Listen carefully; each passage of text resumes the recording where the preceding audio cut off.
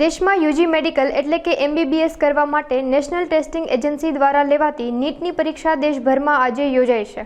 ભારતમાં 23 લાખ વિદ્યાર્થીઓ પરીક્ષા આપવાના છે, જેમાં ગુજરાતના 31 જિલ્લામાંથી અંદાજે 80,000થી વધુ વિદ્યાર્થીઓ પરીક્ષા આપશે।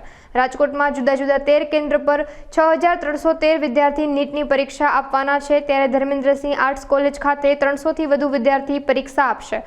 દરેક વિદ્યાર્થીની બાયોમેટ્રિકથી હાજરી પૂરવામાં આવશે। આ પરીક્ષા 2 થી 5 વાગ્યા સુધી ચાલશે।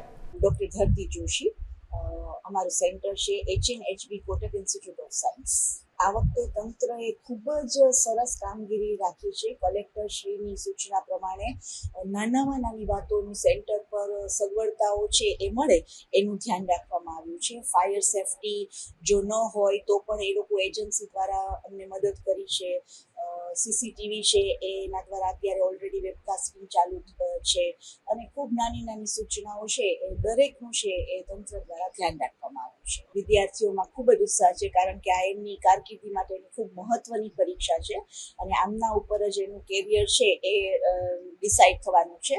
તો વિદ્યાર્થીઓ પણ ખૂબ જ મિશ્ર લાગણી છે કે ઉત્સાહ પણ છે અને થોડી મૂંઝવણ પણ હોય આ પરીક્ષાની। હા, નીટની એક્ઝામમાં 3 સબ્જેક્ટ છે, ફિઝિક્સ, કેમેસ્ટ્રી અને બાયોલોજી। એ ત્રણેયમાં થઈ અને 180 ક્વેશ્ચન્સ છે એ એમને 3 કલાકની અંદર એટેન્ડ કરવાના હોય છે। હા, દરેક સ્ટુડન્ટનું છે એ 2 પ્રકારે વેરિફિકેશન થાય છે।